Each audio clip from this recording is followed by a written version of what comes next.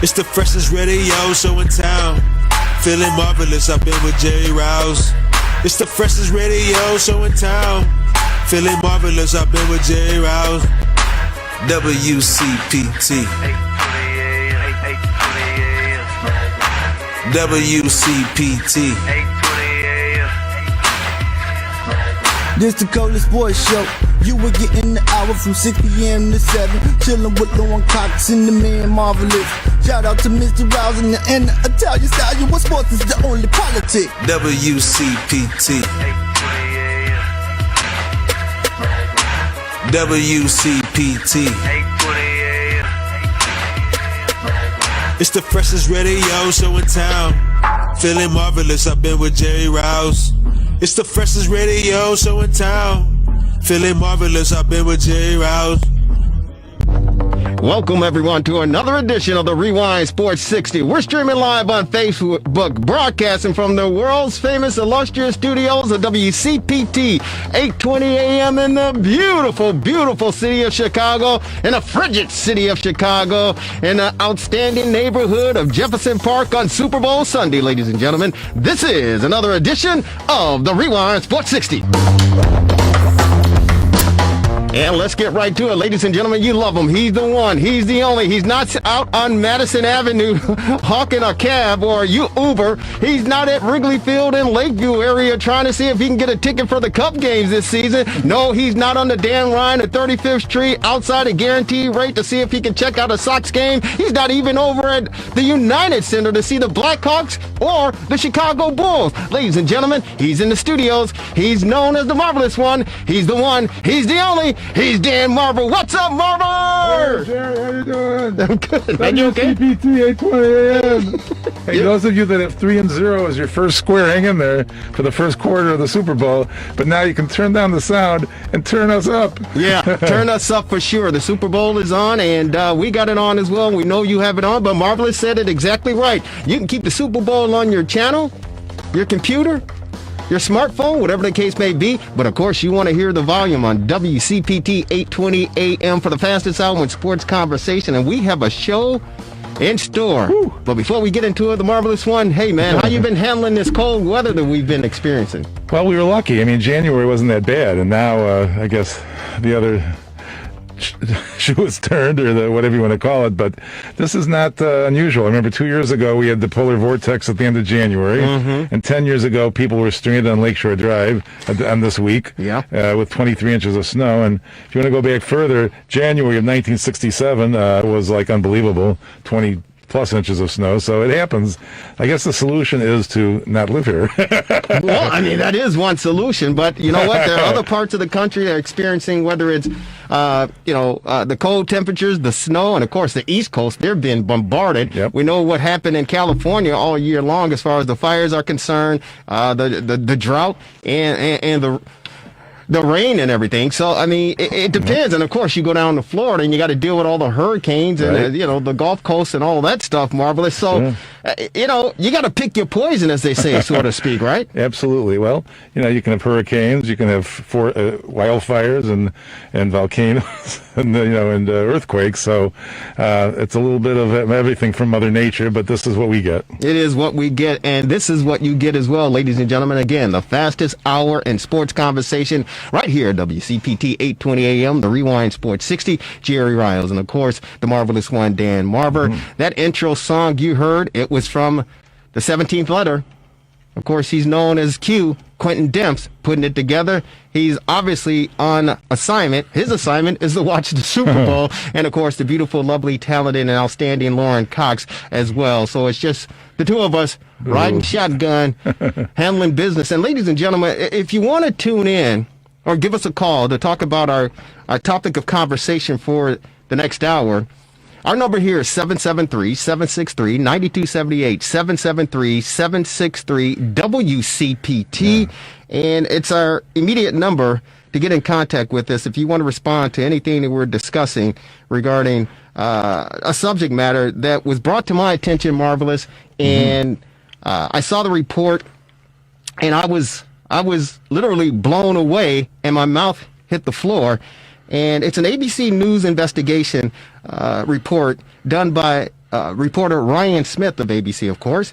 And this past week, he revealed in his investigation and report that 2 former NFL players are suing the league due to experienced concussions. Now, these players suffer from depression, memory loss, and bouts of anger. The players, Kevin Henry, a former defensive lineman for the Pittsburgh Steelers, and Chicago Bear fans know this guy. He's a former running back for the dreaded Green Bay Packers. That, of course, Najee Davenport. But those 2 players say the league uses a formula, get this, called race norming. Now, that assumes that black players, they start at a lower cognitive level than white players. Race norming. The NFL formula used says black players start off at a lower cognitive level than the white players. It makes it more difficult for black players to qualify for compensation. Now, the practice is used, again, it's called race norming. The test results are adjusted for supposed differences between demographic groups. Yeah. So, of course, the black players of retired from the NFL have one set of rules in the test, and the white players have a different test. Henry, in 2017, underwent a series of tests that determined that he suffered from cognitive decline similar to early stages of mild dementia. Here's a comment from Mr. Henry regarding his concussions.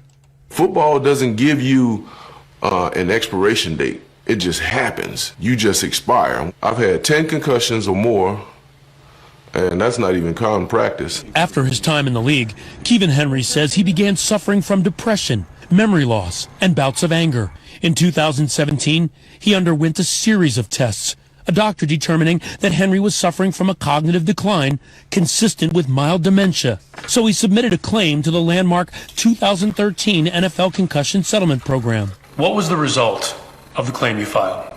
I was denied. He was denied. That soundbite courtesy of ABC News, of course, the reporter Ryan Smith, and that was, of course, Kevin Henry, former defensive player for the Pittsburgh Steelers, commenting on the case. Now, an NFL administrator claimed there were issues related to validity to the test. The evaluation used inappropriate norms. The concussion settlements, the 2 players accused the NFL of racial double standard. I hadn't heard this before. The NFL says the race norming formula is optional, but they also go on to say that clinicians who test the NFL players say they are required by the league to use the formula. Race norming was put into a place and is used to eliminate the amount the league has to pay out. Get this, folks. The amount the league has to pay out to former players who file concussion claims. So this is implemented. It is put into place so the NFL are selective as far as who they're going to pay money to. Some clinicians admit they were told to discriminate against a black player filing claims using this formula. The NFL says the lawsuit is entirely misguided. They also go on to say that race norming, known as demographic correction, is recommended but not required. The NFL goes on to say the concussion settlement program was agreed to by all parties with the assistance of expert neuropsychological clinicians. It relies on widely accepted and long-established testing and scoring methods. Yeah. Now listen to this. 3,000 claims have been filed. There are 3,000 former NFL players who filed claims against the National Football League. Out of those 3,000 claims, 1,200 were paid out, totaling nearly $800 million. But no demographic data, marvelous, was available. So you don't know who received the compensation of those 1,200 players who got paid. You just don't know who they are. And based on this, it's pointing to the fact that the white players were able to collect, the black players were denied. Now, these 2 players are currently waiting on the judge's ruling on the NFL's motion to dismiss this case. You'd think the name of the players could be obtained with freedom of information.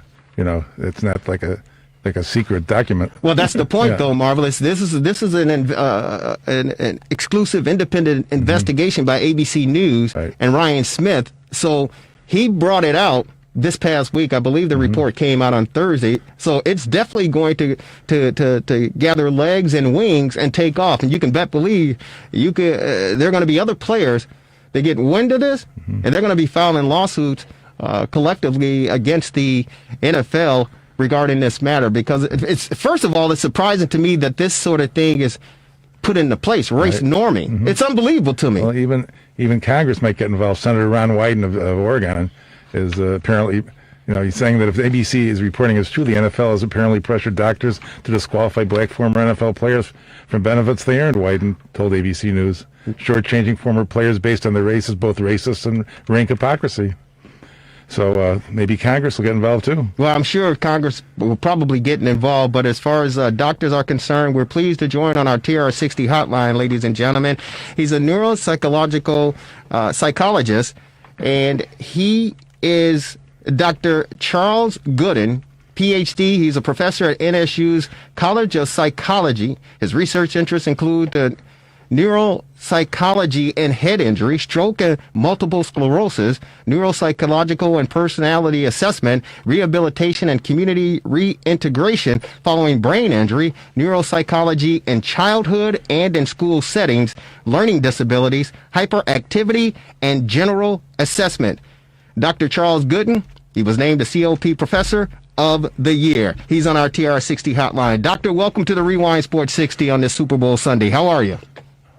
I'm fine. How are you? Doing very well, and we're trying to keep as warm as we possibly can. The temperature outside here in the beautiful city of Chicago right now is hovering around 5 degrees above zero, with the wind chill somewhere between 15 and 20 miles below. So it's frigid here. It's cold, but we're hanging in there, Doctor.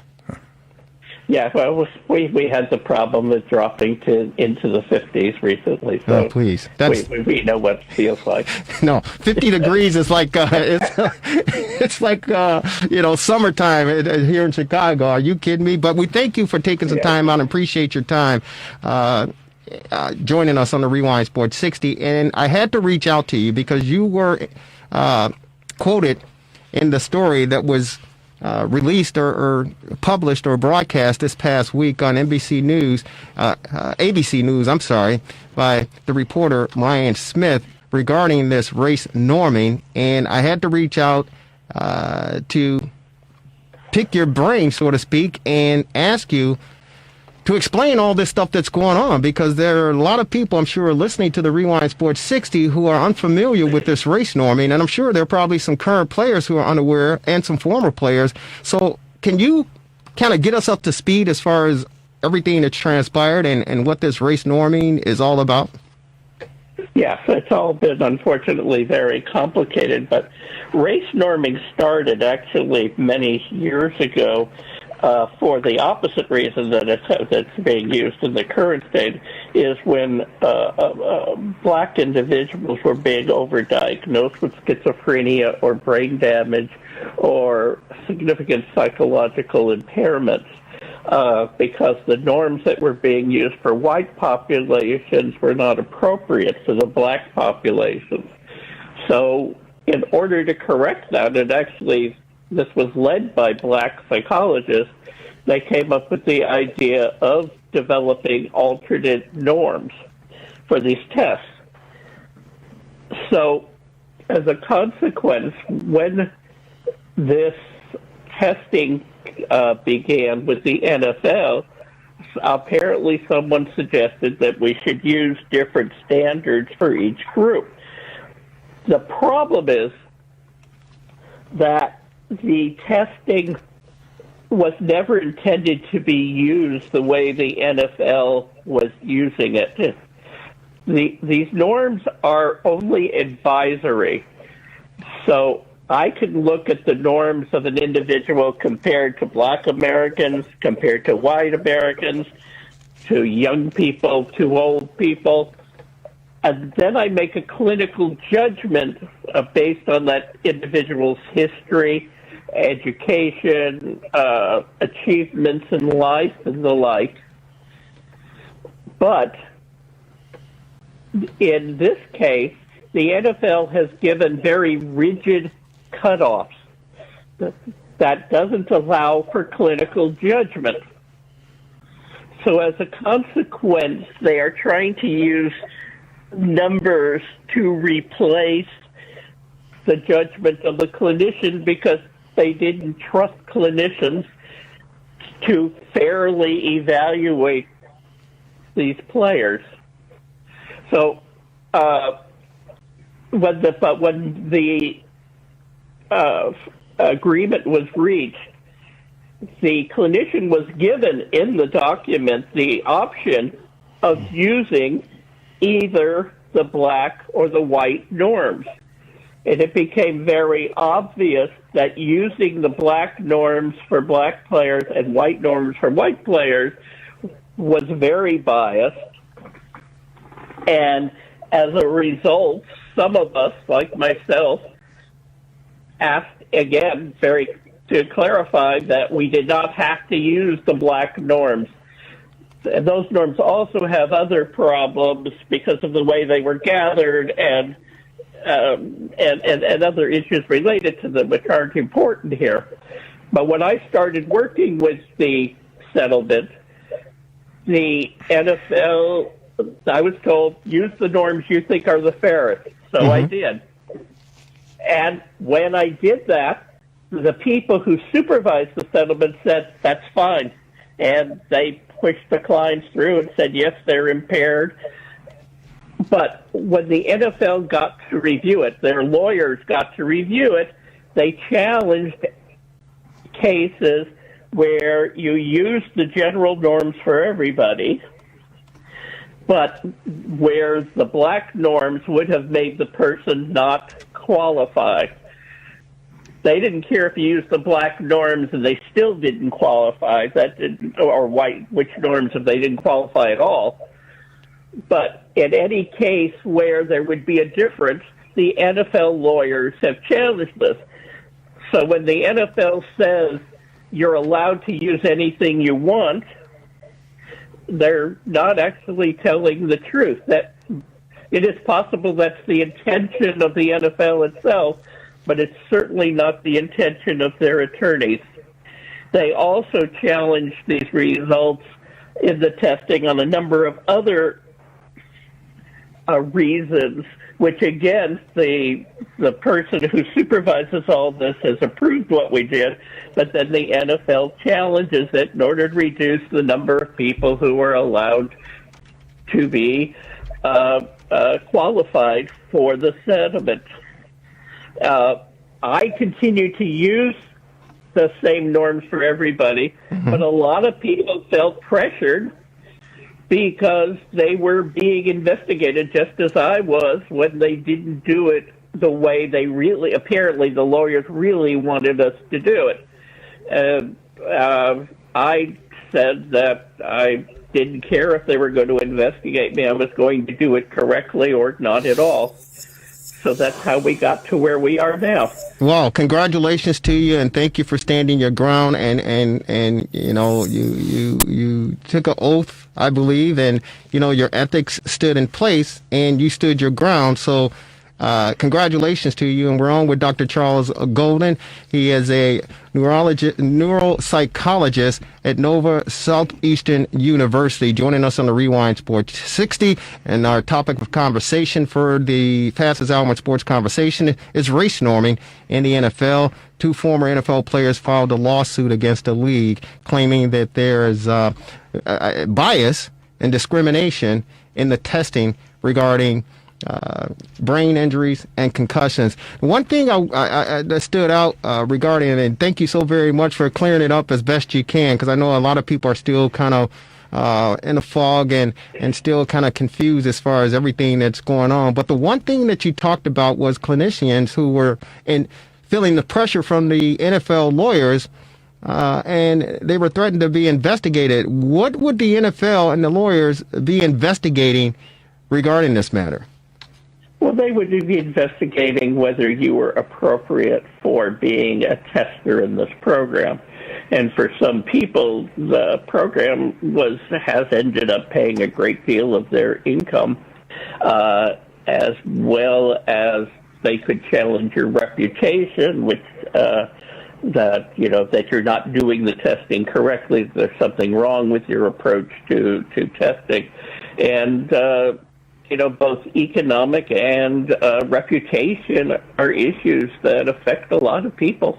So you're actually saying that the National Football League and their lawyers said that you didn't abide by, the option or the recommendation regarding race norming and using the individual testing for the African American former NFL players compared to the white NFL players, that you as a professional in your field could face some pressure and face some character assassination along with the monetary issues as well if you didn't follow protocol regarding the National Football League. Is that what you're saying?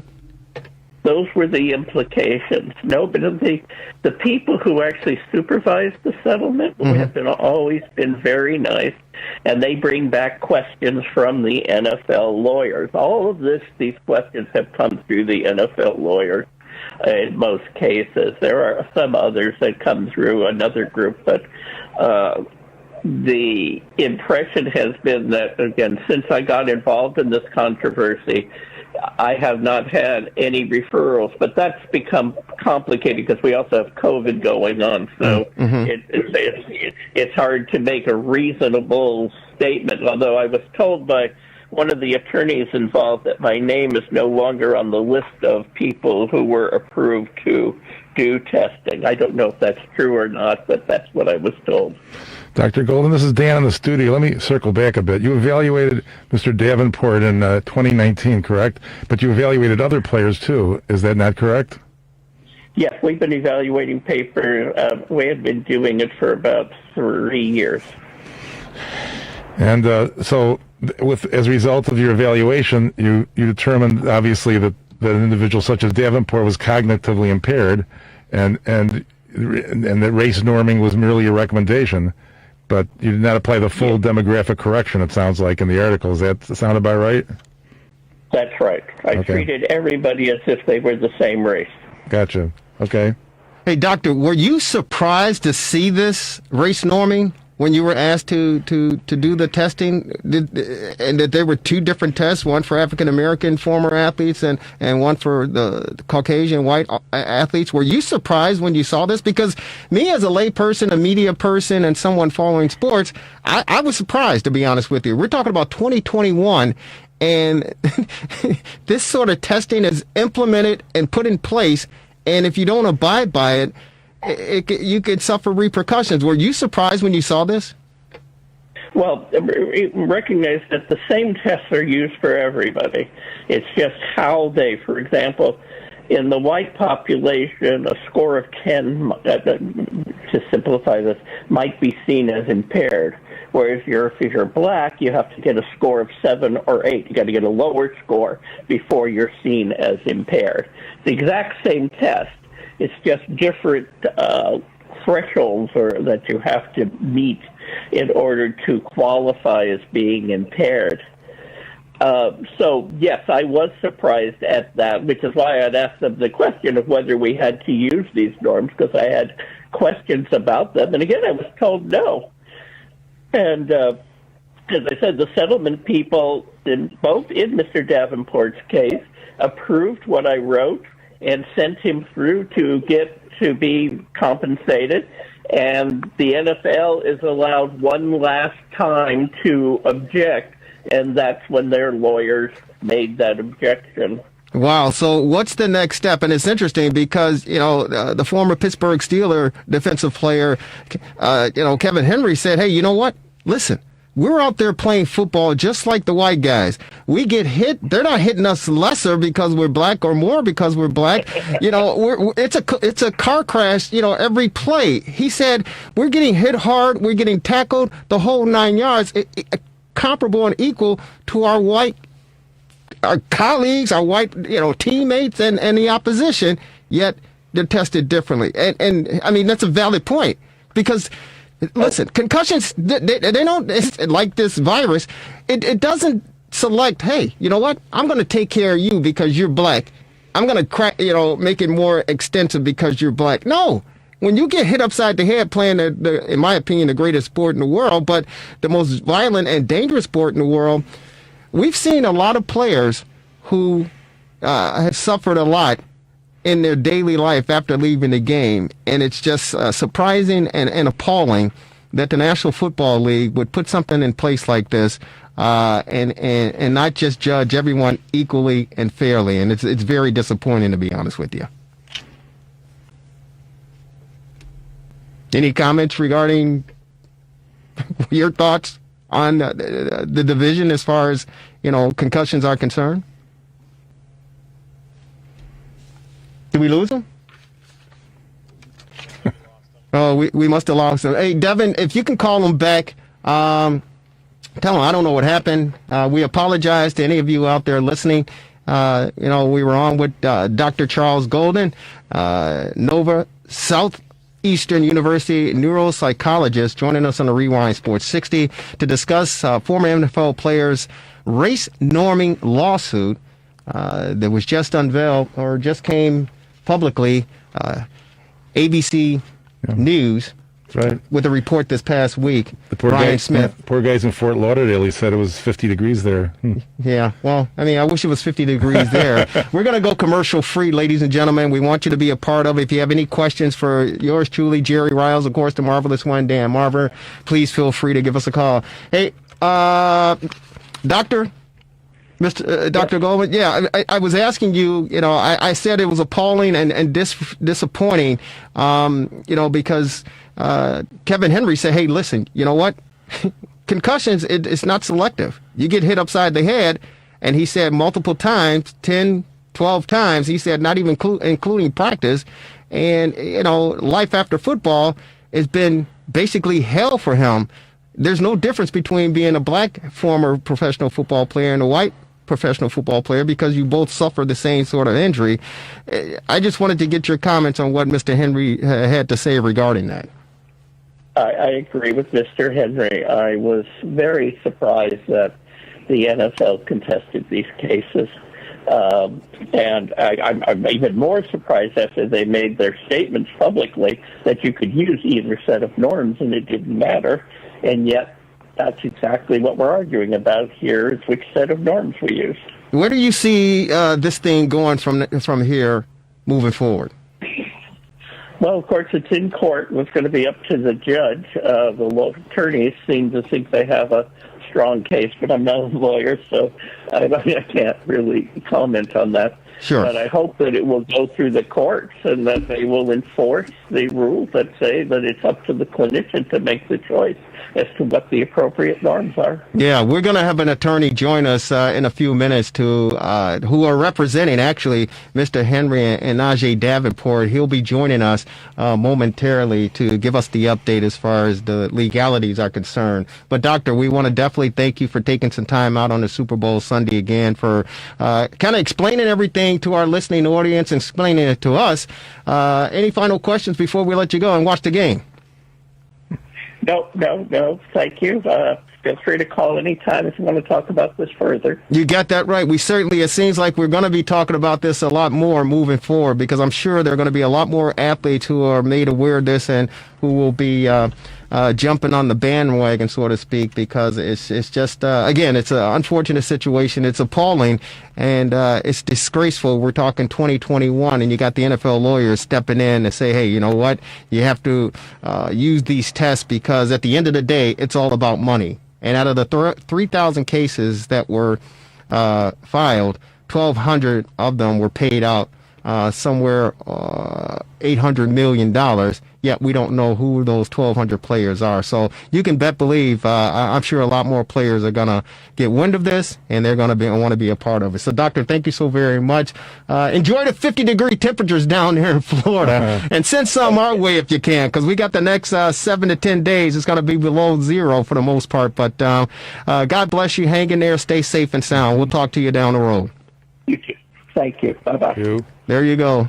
That was Dr. Charles Golden of Nova Southeastern University, a neuropsychologist, talking about race norming, the lawsuit. Unbelievable, Marvelous. Yeah, I mean, it sounds like there's a solid case there, but maybe the attorney can shed some light on that. Yeah, well, we do have the attorney who is actually representing a few of these players, or the two players that filed the lawsuit in this matter. And, of course, he's on our TRS60 hotline. He's with Zuckerman and Spader. He is attorney Eitan Goldman. Eitan Goldman is a trial lawyer who focuses his practice on white-collar criminal defense, securities, and commodities litigation and complex commercial litigation. Eitan has tried more than 50 cases to verdict and, until February 2017, served as the director of the Division of Enforcement of the U.S. Commodity Futures Trading Commission. Earlier in his career, he served as an assistant U.S. attorney in the Southern District of New York. And Mr. Goldman is on our TR60 hotline. He is representing the two players, as we talked about, Kevin Henry for the Pittsburgh Steelers, a former NFL player, and, of course, Najee Davenport, former running back for the Green Bay Packers. Clinicians fear NFL's concussion settlement program protocols discriminate against black players. He's on our TR60 hotline. Attorney, welcome. It's Jerry Riles along with the marvelous one, Dan Marver. How are you on this Super Bowl Sunday?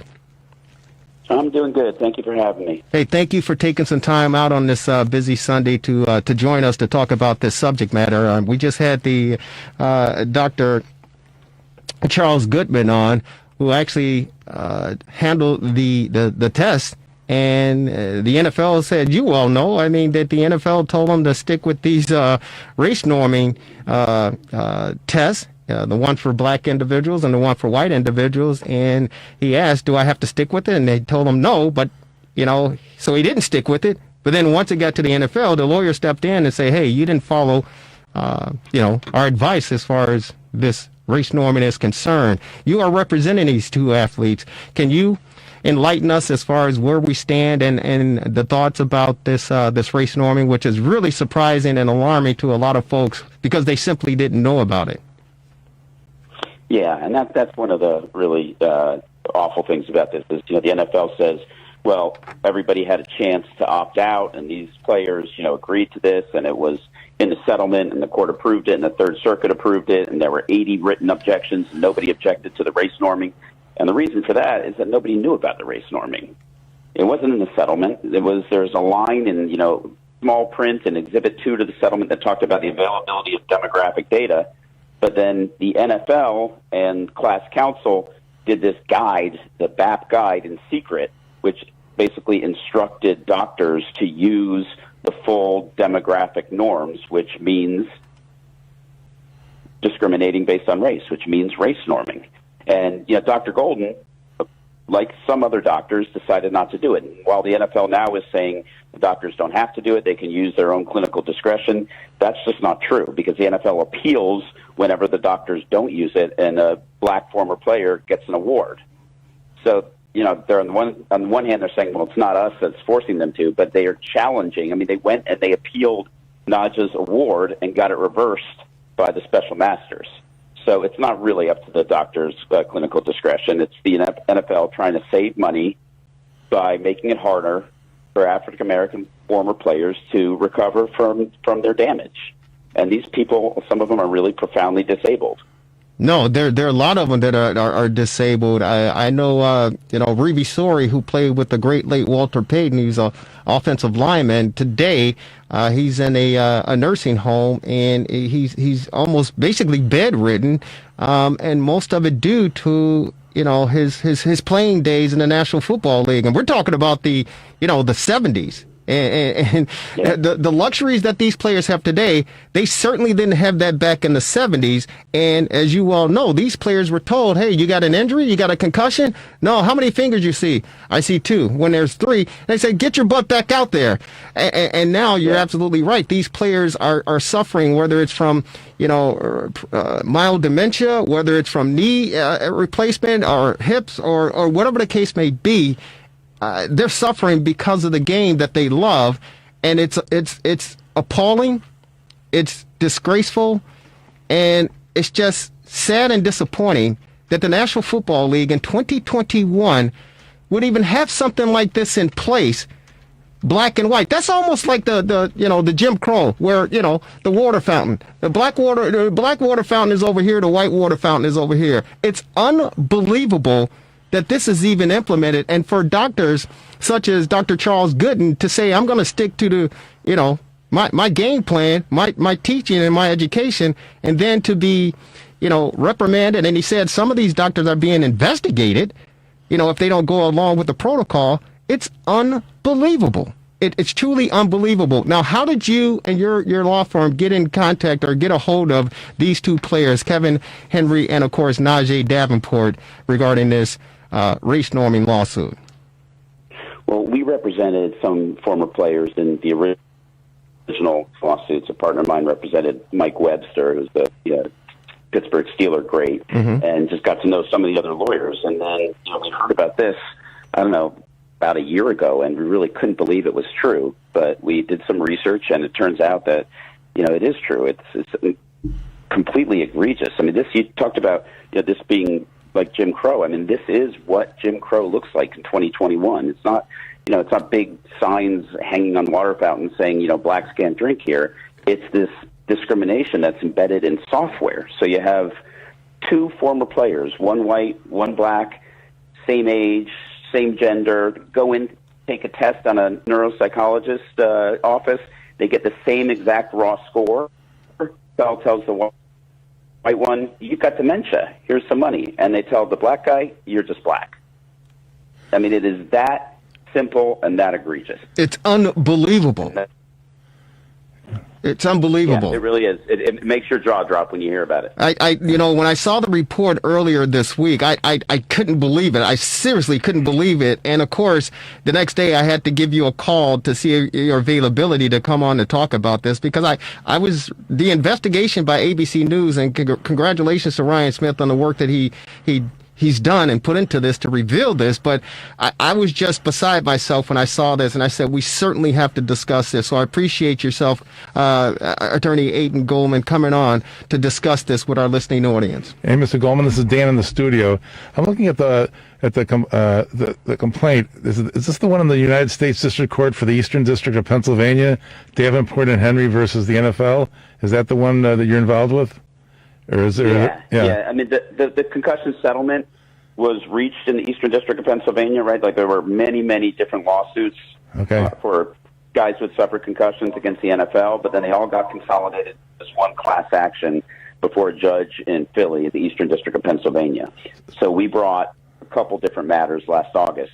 On the same day, we filed a Article 27 motion within the settlement, where we basically said to the judge, look at a settlement. It does not require what the NFL says it requires.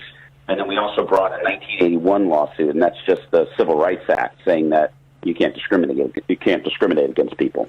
So has COVID slowed down the process, or where does this stand now?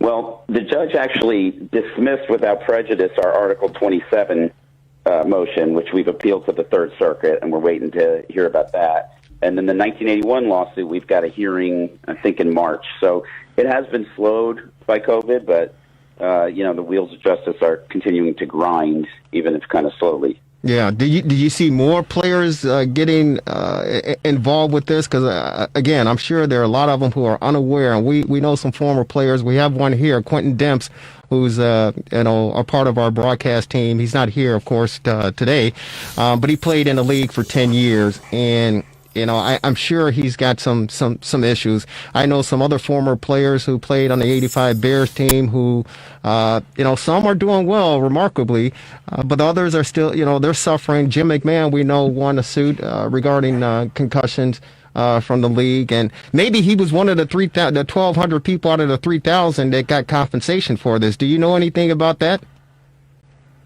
I don't know specifics about that. I mean, the NFL has all these statistics, and one of the things that we're asking for is the numbers and the comparison between how hard it is for a black former player to get an award versus a white former player.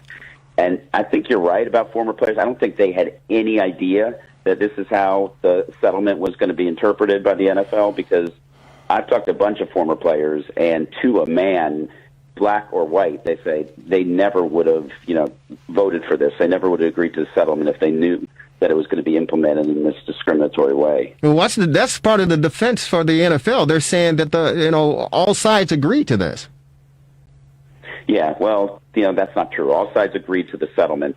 Settlement doesn't say there's going to be a black door and a white door.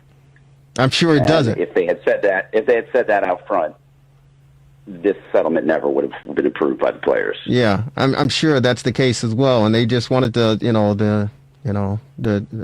do their homework, and they tried to pull a fast one. The interesting thing about this is the fact that again, that they say, hey, we can pull a fast one, and this is a multi-billion-dollar industry. These guys aren't starving. It's a multi-billion-dollar industry, and these players put their heart and soul on the line for this game. And even through this pandemic, it's refreshing to watch these guys play because it's a form of entertainment and it's a stress reliever, right? So it's surprising that the National Football League and their attorneys even had the gumption to put this in place. I still can't believe it. I really can't. Yeah, the NFL is the most powerful, most lucrative sports league in the world. They something like $15 billion a year, and they're doing this. I don't think they're doing this because they hate black people. I think they're doing this because they saw a way of saving money, but it doesn't make it right. Well, wait a minute, attorney. With all due respect, hate is a strong word. You're right. Hate is a strong word, but in discrimination, when you discriminate, that means you have a strong dislike for something, and you're going to put action behind it to make sure that whatever group is being discriminated against don't succeed. So there's something going on in there for you to separate the whites and the blacks and say, we're going to take care of the white guys who've gone through all of this, but the black guys, it's questionable. I don't know. This is a racist policy. No question about that. I am not in any way trying to defend the policy. I'm saying I think their motivation is to save money. Sure. And they're doing it on the back of the former players who gave their blood, sweat, and tears for years for this league. And some people say, oh, the NFL players are all a bunch of millionaires. They don't really need the money. Especially guys who played in the 70s and 80s and 90s. A lot of them didn't make that much money. Right. And your career as an NFL player is pretty short.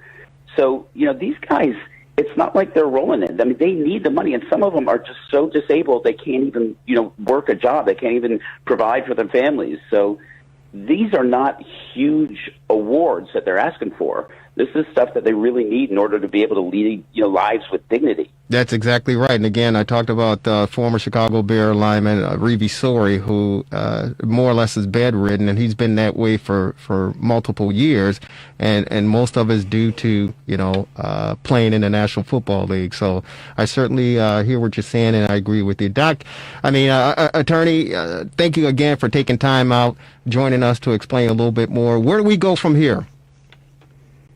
Well, the NFL is wrapping themselves in the mantle of Black Lives Matter and anti-racism, so we're hopeful that eventually they will, see the light and do the right thing, and if not, we're just going to have to, keep litigating until we win the case.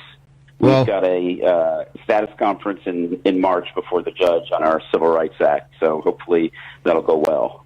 Well, attorney, you have our blessings here. You have an open forum. Anytime you want to join us to elaborate and keep us up to speed, the door is open. We really appreciate you taking on this battle for these retired players who really, really need it. And God bless you. Keep up the good work, and we'll be in contact. Thanks very much. Thank you so very much. Ladies and gentlemen, attorney Eitan Goldman with Zucker Spader out of New York and Washington, D.C. on the race norming lawsuit filed by two former NFL players, of course, African-American, Kevin Henry with the Pittsburgh Steelers, and, of course, Najee Davenport, running back for the Green Bay Packers. Marvelous? I'm sure the last thing the NFL wants to do is have a racist policy exposed. I mean, that would be rather foolish of them to not knowingly do such a thing. So it is quite puzzling. It is quite puzzling. And again, great work by Ryan Smith of ABC News for doing this investigative reporting and bringing it to light. Because again, I definitely know fans were unaware of this, and I know that there are a number of current players and former NFL players who totally are unaware of this, and the attorneys for the National Football League felt, hey, you know what? We could pull a fast one. And they agreed to it, and before they know it, boom. It's boom. But the bad thing about it is these doctors, these neuropsychologists who are doing the testing, when they say, hey, we're not going to follow your protocol, they're being reprimanded and challenged. Yeah. Which is, that's a form of bullying. It's unfortunate. Yeah. It's unfortunate. Well, the one fortunate thing is we're a week away from Valentine's Day. Yeah. Are you got any plans for Valentine's Day, Marvelous? I think it's going to be below zero between now and then, so it might be a good day for cuddling. Yeah, you can do the cuddling thing. You still do that? You play footsies under the blanket and all that stuff, Marvelous? You have to. To keep warm, right? Right. Well, I'm trying to figure out some ways and some ideas to, liven things up next Sunday, Valentine's Day, and because you always got to do it. There's no question about it. Regardless of whatever the situation is, you gotta celebrate Valentine's Day with your loved one. And what other better way to celebrate than having dinner? Maybe at Serenello's in Wheeling, located on Milwaukee Avenue. We're pleased to be joined by my good friend. I love this guy. He's fantastic. And ladies and gentlemen, they say the quickest way to a man's heart is through his stomach. This guy has my heart because he goes through my stomach. He's on our TRS60 hotline, ladies and gentlemen. He is the Honorable Chef Michael Bonner. Chef, how are you? Good, Jerry. How you doing tonight? Hey, we're doing good. We're trying to keep warm as best we can, brother. But I definitely wanted to get you on and see what's going on. We miss being over at Serenello's. We just miss being in the environment. But with this this pandemic and the virus and the opening and closings of restaurants, man, you well know firsthand it's been very, very difficult. And real quick, get us up to speed as far as how things are going for you and the restaurants and the business. Well, it has been a real challenge. 2020 is a year that you want to forget. But I've been thankful for the customers that are listening and those that have ordered from the restaurant via carryout and given us an opportunity to keep the doors open. We're thankful that we have the opportunity to get diners back into the dining room. And I just wanted to let you know that this weekend we're going to be doing brunch, Valentine's Day brunch, and we have wonderful menus put together that are for curbside Valentine's Day menu to go, as well as in-room dining. So it's been a real challenge, but we've been trying everything we can to stay relevant and keep people knowing that we're here and reaching out for support. Yeah, well, you know what? I know it's been hell. It's been hell. I know it, and my prayers and my money even has gone over to you to offer as much support as we possibly could because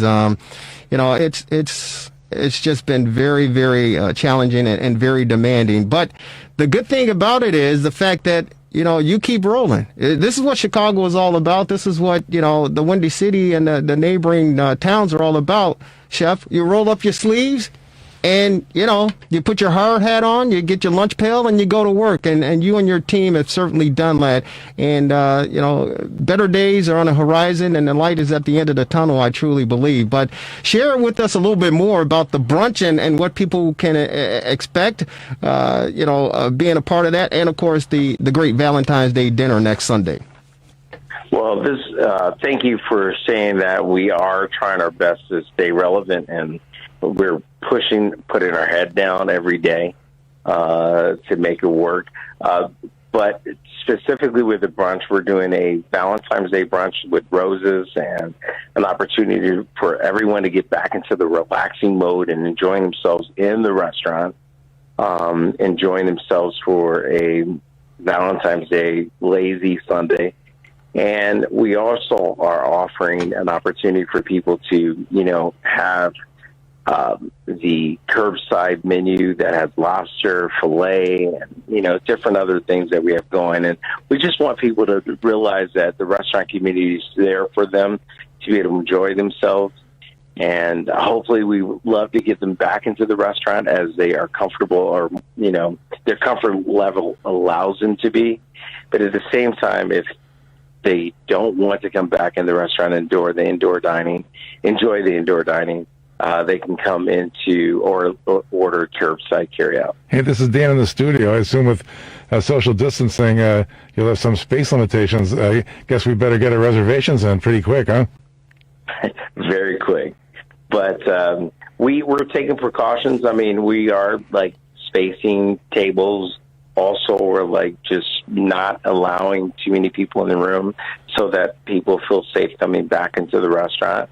But at the same time, we want people to enjoy themselves and have a good time. And I know that we all miss being in a restaurant and enjoying ourselves. Hey, Chef, is there a minimum time limit for people if they want to dine in? We've been paying attention to that. I mean, we say an hour and a half, but if you go over that, we're not going to police you. Just come and enjoy yourself inside the restaurant, and we'd be happy to serve you. No. So what time do you start serving on Sunday? Serving starts on our Sunday brunch opens at 10 o'clock, and it ends at 2.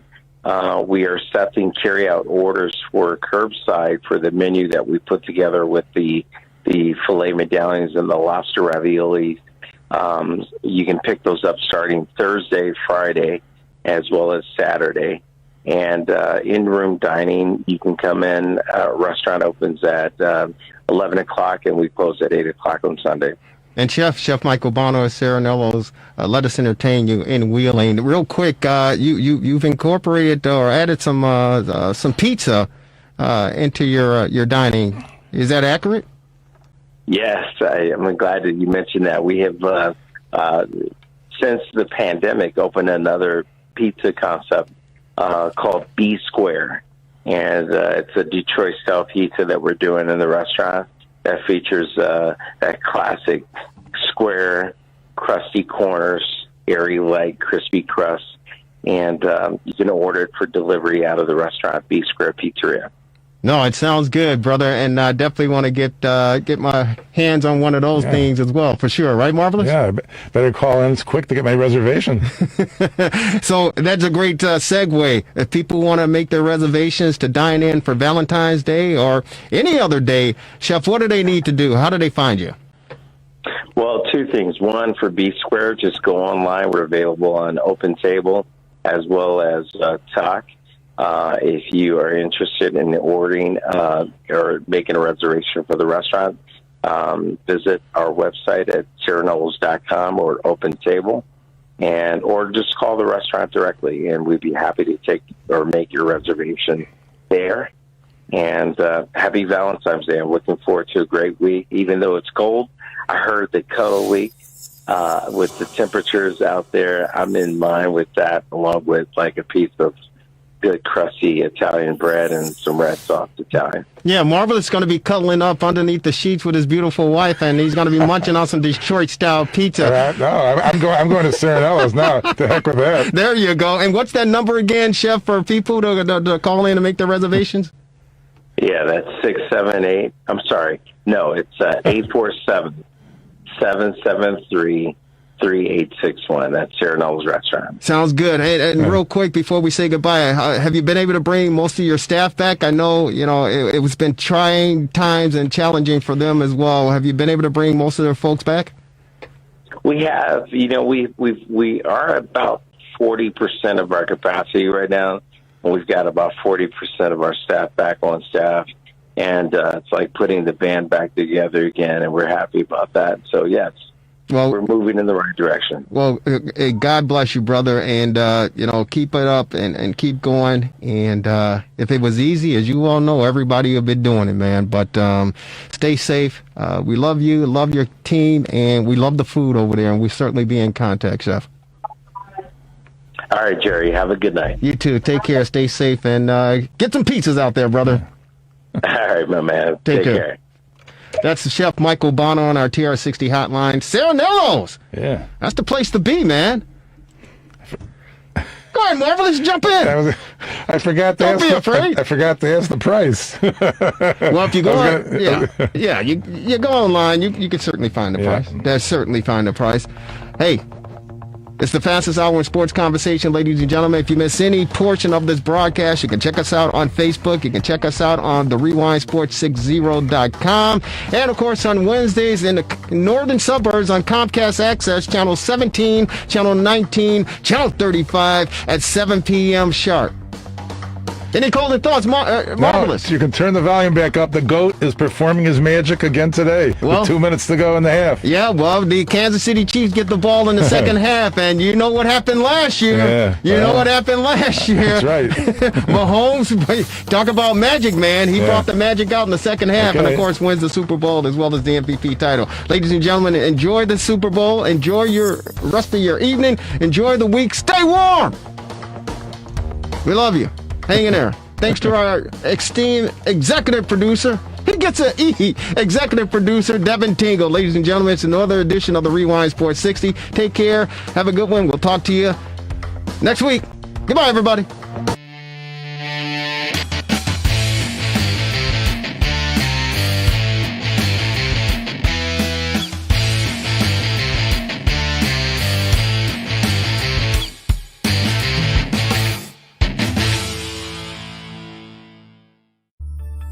Relax, reset, rejuvenate. Go to our link right now to restart your life. TheRewindSports60.com. What are you waiting for? Hope to see you soon. The Rewind Sports 60.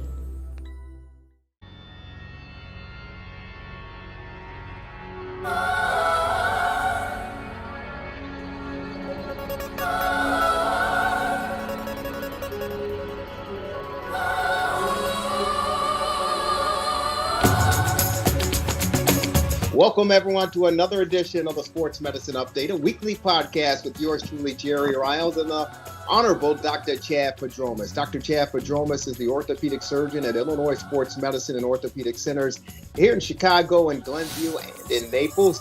And he's the orthopedic surgeon at Padromas Stem Cell Institute. He's also the editor-in-chief of the Anterior Cruciate Ligament Reconstruction and Basic Science. Doctor, how are you? I'm doing great, Jerry. How you doing? I'm doing fantastic, and trying to get through this snow and cold that we've been experiencing over the past week or so. And they're saying this upcoming week we're going to be in the teens and single digits as far as the cold temperatures are concerned. So just hanging in there. And it's Chicago weather. We're used to it. We just have to get through it. Other than that, everything's fine, Doc. Super. Sounds good. Hey, there's a lot going on regarding the vaccine. Of course, the new administration is trying to haul out as many doses as they possibly can to get it to the patients and people in need. Definitely those on the front lines, the nurses and the healthcare workers who are battling this thing to try to take care of everyone. And, of course, those people 65 years of age and older. And we've heard so many different cases regarding the vaccination, and obviously the benefits are to protect one and to protect your loved ones, but there have been some folks who have said they've experienced some side effects, and we've talked about it off the air for sure.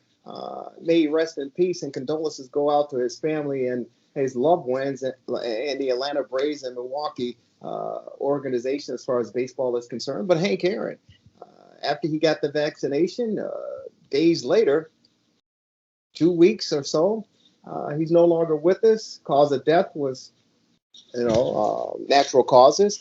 But some people believe that the vaccination has some downside to it. And I know that there have been people who said they've experienced some arm pain, some headaches, some extreme cases. It could be, fatal. But for the most part, there are a lot of people who are praising the fact that they've gotten it, they feel better, and they're okay to move forward in your life. What's your experience as far as people that you know who have gotten the vaccination?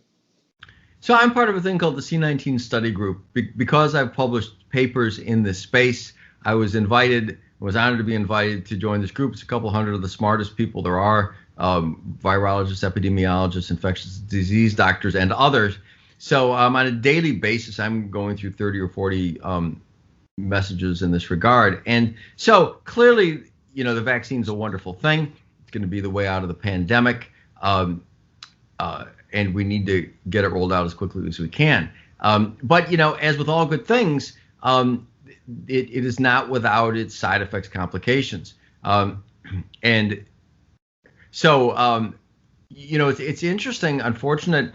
The basic thought is that the people who should get it are high-risk people who are at high risk of having problems, older people with comorbidities. Although overseas they found that people who were terminally ill, they had a significant number of deaths, so they recommended not giving it to them. So it can take a toll on people as well. But the other thing is that, the Pfizer vaccine was the first one out there, and people would get the first shot, be a little sore, no big deal. But the second shot is usually accompanied by far more severe side effects. Not to say you shouldn't do them, and in the vast majority of people, they pass. So by all means, do it.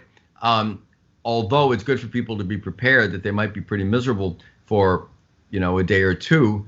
But beyond that, there are some people that get more severe, more intense, and more long-lasting problems from the vaccine.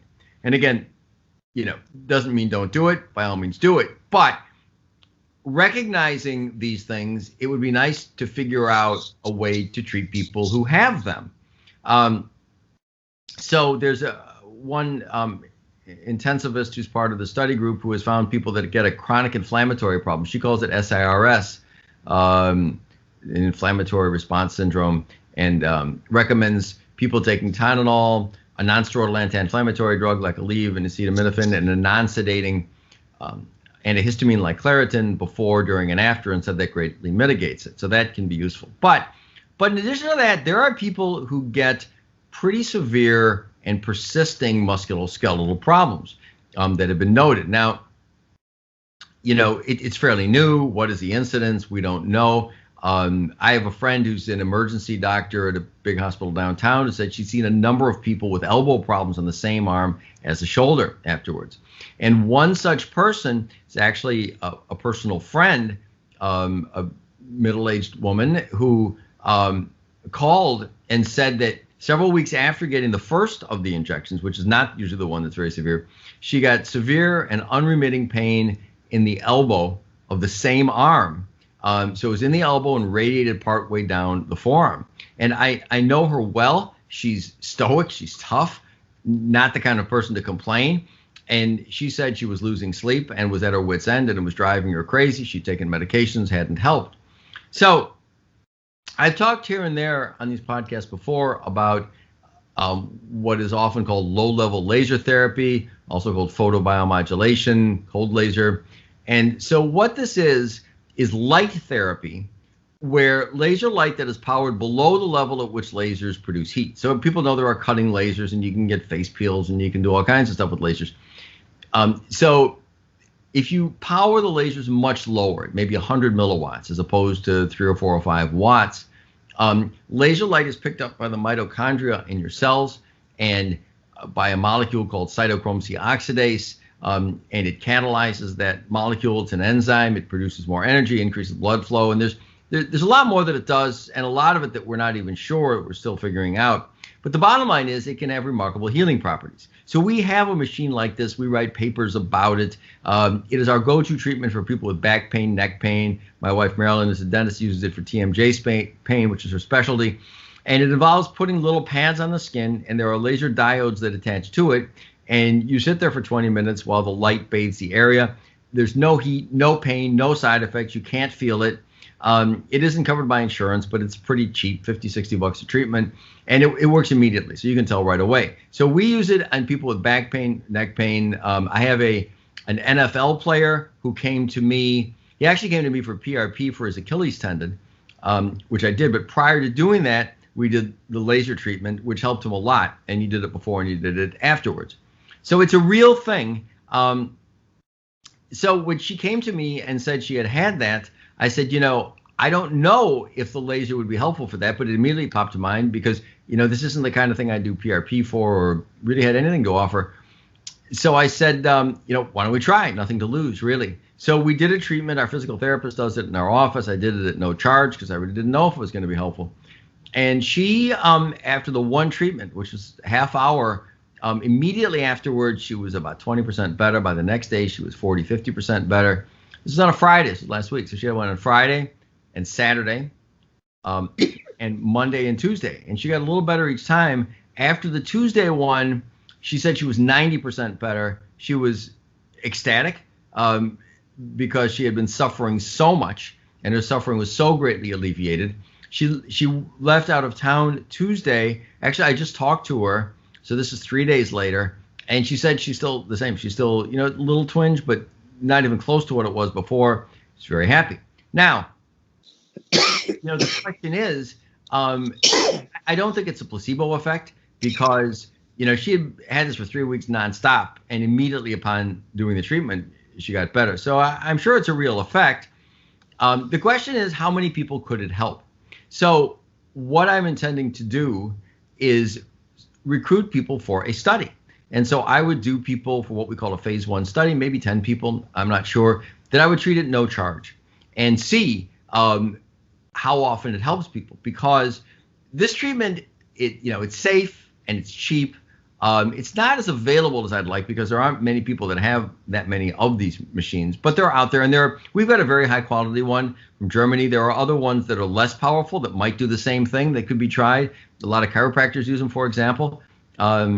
We have what's called a class 3B, which means it's powered from 5 to 500 milliwatts. There aren't that many of those out there. There are a lot of class 3A, which is 0 to 5 milliwatts. But they might work too, So I think it would be hugely beneficial to the public health if we were to identify if this were widely applicable for this problem, because obviously we're getting, millions of people getting hundreds of millions of people ultimately getting vaccinated, and getting repeat vaccinated, and we might be getting vaccines yearly more often than just once. And so these side effects are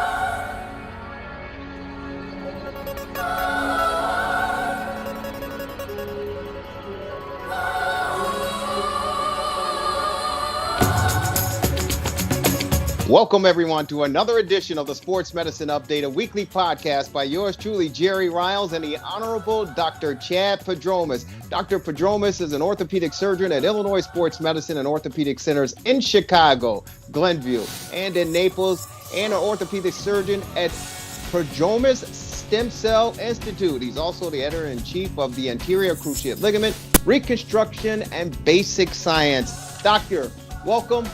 How are you doing? I'm doing great, Jerry. Thanks. How about you? I'm doing okay. I just wanted to make sure I get that out for you and, make you sound even more important that you're very important. There's no question about it, but I wanted to give credibility to your status, your title, and your persona. Thank you, Doctor. More than anybody else, but I appreciate the thought. You're very important. Are you kidding me? Without you, we don't have the podcast. That's true for sure. Hey, Doc, there's so much going on in the world of sports. And again, I am very, very appreciative that, we have crowned a national champion as far as college football is concerned. That, of course, congratulations go out to Nick Saban and the Alabama Crimson Tide for winning another national championship title. Of course, the Los Angeles Lakers win the NBA title last year. The Los Angeles Dodgers, they win the baseball crown. And of course, we're moving forward to the National Football League with the Super Bowl. Congratulations to Patrick Mahomes and the Kansas City Chiefs, who are advancing again, opportunity for a repeat. And of course, the greatest of all time, still playing at the ripe old age of 42. And of course, Tom Brady and the Tampa Bay Buccaneers ready to square off in Super Bowl 55 down in Florida. You love Florida, that's for sure. But they're expecting a crowd of 22,000 fans to be on hand to witness this extravaganza. Your thoughts on the Super Bowl matchups and, of course, COVID-19 and the precautions that need to be taken to get this thing kicked off? My thoughts are that it's a great idea. My thoughts are with the fans, what took them so long. We all want to be safe. But you've got an outdoor stadium where you require masks, you can have social distancing, and so, risk should be pretty minimal. Florida has been arguably the best run state in the country on a number of fronts, in terms of doing what's rational instead of politicians being overprotective for whatever reason. I think meaning well, but usually just being not as informed as they could be. So I think it's great. I think it's great. The Super Bowl, I think it's a great example of normalcy because, as I say, there's, abnormalcy imposed, I think, beyond what it needs to be. And having this out there where things are closer to normal, still with precautions, is a great example for the rest of the country. No, I think it's great as well. But again, when you talk about the great United States and the independent states as far as how they tackle handling COVID-19 and the virus here in Illinois, we know that the numbers are continuously going down, and the vaccines are available, although it sounds as if they're running short. But as you talked about, the state of Florida just continued to move forward and plow through this, and of course, they're going to be hosting the Super Bowl down there. 22,000 fans. I mean, do you trust people to be responsible? I know we've seen fans in the stands at, some of the collegiate games around the country and, some professional games, but 22,000 fans enjoying the biggest game on the stage. Yeah, I do trust people, and I wish politicians trusted people more than they do. There are going to be a few people who aren't going to wear a mask, right? It happens. But, you look around and people, not only I think are most people responsible, I think most people have gotten so terrified by the media portrayal that I don't think it's a problem. As I said before, it's an open air stadium. You can socially distance. You wear masks. I think it's going to be fine. So here's the big question, Doctor. And, it's, again, the media, the news media, which I'm a part of, I've seen it swayed in both directions on both sides.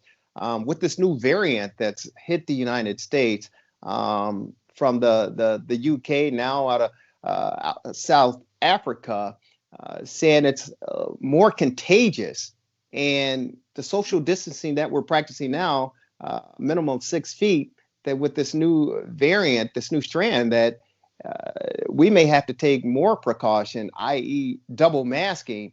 And it's already hit certain states, South Carolina, here in the state of Illinois, and other states around the country.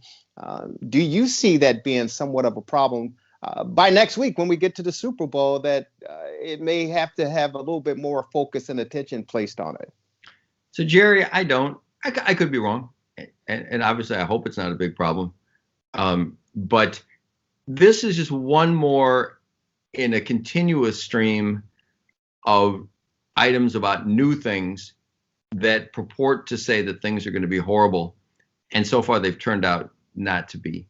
You know, I gave the example before about the well-meaning doctor, I think at Penn State, who said that something like a third of the football players are going to have heart problems from this, and they don't. I think more contagious doesn't particularly matter. If it were more deadly, that might matter. But nobody said that. So I think it's just, I think it's a combination of a lot of unfortunate factors. I think bad news sells. It's like I'm kind of weird analogy, but I don't even listen to the weather in Chicago anymore, because, every year, 3 times a year, we're going to have a blizzard of the century, and it's going to be horrible. And it's, and I don't mean to minimize it. And there are people that get affected by it, but I don't know, it's Chicago, it snows and it gets cold. And so you just prepare, but bad news sells, right? So I think saying, wow, we've got a new variant, as a teaser for the evening news, it sells. So not necessarily blaming the media. The media's always been that way, So there's that. I think that I've said it before. I think that there are a lot of politicians who get carried away with their own authority. And so I think these provide excuses for them to do more than they should. And, you can go beyond that to various things that sound like conspiracy theories, and who knows, but, it's kind of a fact. The more negative things you put out there, and the more you shut down society, the more small businesses go under. Now, that's, everybody publicly agrees that's a bad thing, right? Mm-hmm. On the other hand, there are some corporations and some people that are doing very, very well from this, right? And so there are conspiracy theorists out there who kind of think that it's a semi-permanent situation to make us like China and in Asia, where they wear masks forever, and that you're constant. There's always a new variant. There's always a new this. There's always a new that.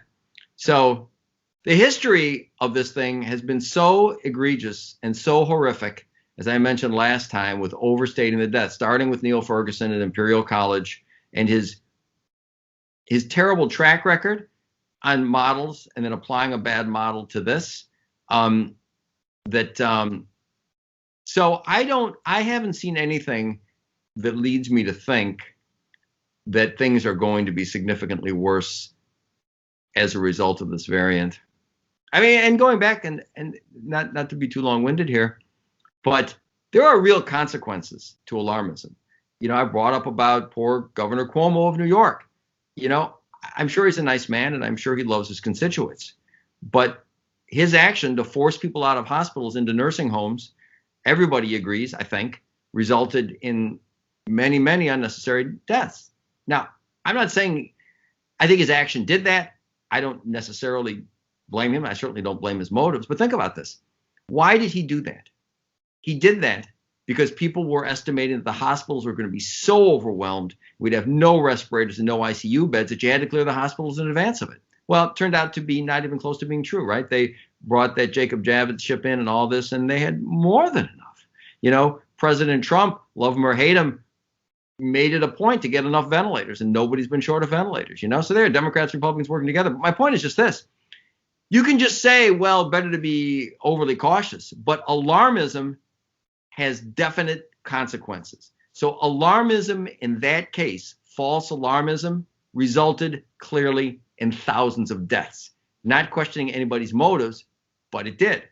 So I'm just saying, lockdowns, extra precautions have real world negative consequences, which it's easier to ignore than it is the death count from COVID. So I'm just saying it's a bad thing, and people shouldn't adjust their behavior on alarmism without really good justification.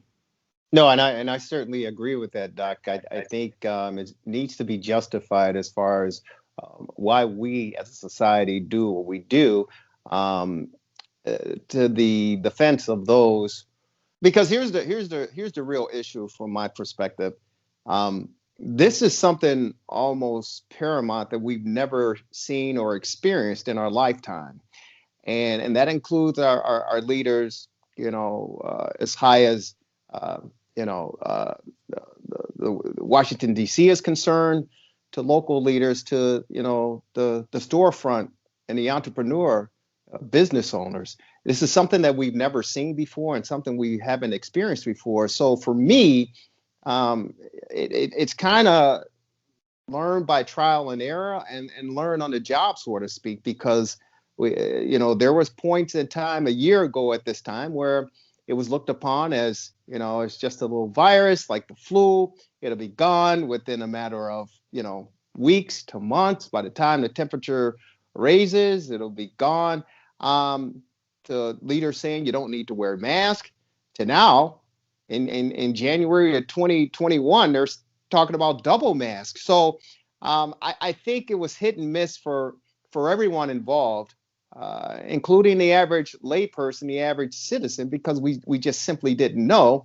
Some people overreacted to the information that was being presented. Others turned a deaf ear to it. So I think we're all in this together.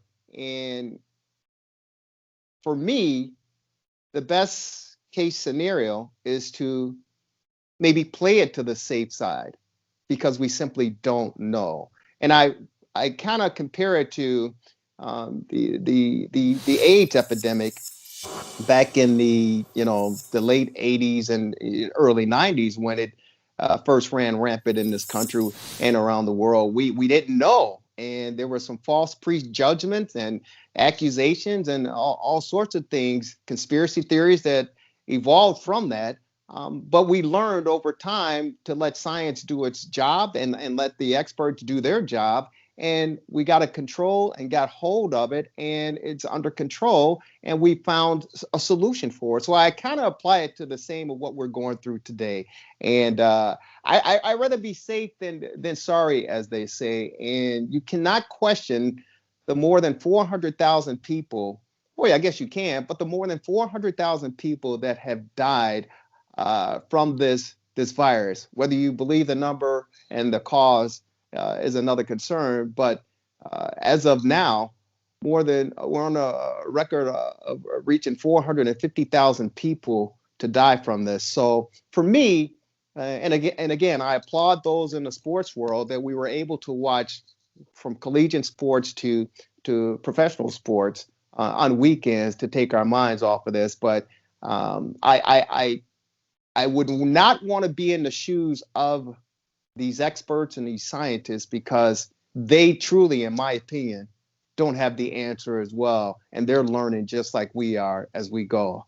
My prayers are in hope that we can get control of this thing and get back to some new normalcy. This question, you said be safe. Question for you. Do you think that people, when they lose their business, have adverse health outcomes? Do you think that there's depression and suicide and drug addiction and people failing to go in for health checks and living poorly and gaining weight? So do you think there's a consequence to excessive lockdowns? Yeah, of course there is a consequence. I got a good friend of mine and he runs Let Us Entertain You. He runs a restaurant in a neighboring suburb of here in Chicago. And when everything shut down, I physically saw his mental state and physical state change because of the pressure, because his livelihood and those that he's responsible for. So I certainly know that it has an effect on those people involved. And I know that there are people who were happy that the state here in Illinois was allowing in dining again.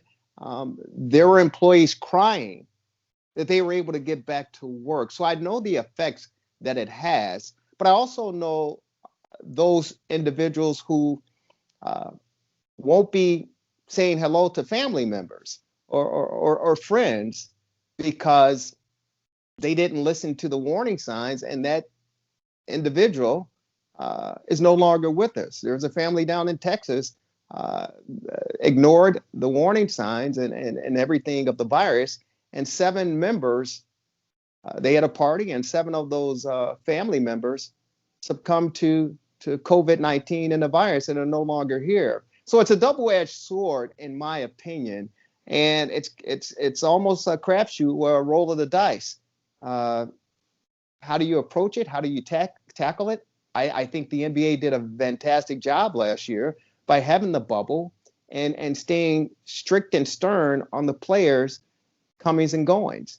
Now that they're out and available to travel and go here and there, we see that there's a different approach and a different effect as far as what's going on. So it's a very, in my opinion, very, very difficult decision to make. And I think we all personally have to make that decision, what's best for ourselves and our family and those that we come in contact with. And I'm hoping that, again, the light is at the end of the tunnel and we're close to getting to that light. So the thing of it is, the basic point is that lockdowns haven't helped. And they've compared places that have them and places that don't, and they just don't help. Excessive restrictions just don't. You get consequences, you get deaths, you get suicide, you get mental health problems, you get more cancer deaths because people don't go in for their checkups because they don't want to leave the house. So lockdowns kill people, kill lots of people. That's the one end. In the middle, social distancing, probably masks are good. Okay. At the other end, the things that really would help dramatically are being suppressed. There's treatment that works. Hydroxychloroquine clearly works. Ivermectin clearly works. I had a patient call me today, and I'm heavily involved in this, as you know, and he didn't know anything about it. He said, hey, ivermectin's used all over the world. There was a recent court case where a family wanted to get treated with it. The hospital said no, and they sued, and the judge said, you got to let them, and another place as well. So, why should that be? So what I'm trying to say is this. The middle ground, common sense, mass social distancing, absolutely. And some restrictions, absolutely. But on the one hand, the overreaction kills people, absolutely kills people. So you can't just say, be safe, let's overreact and shut down. You're killing people. You just are, So it just shouldn't be happening now. And on the other end, there are things that we could be doing to save lots of lives that aren't being allowed.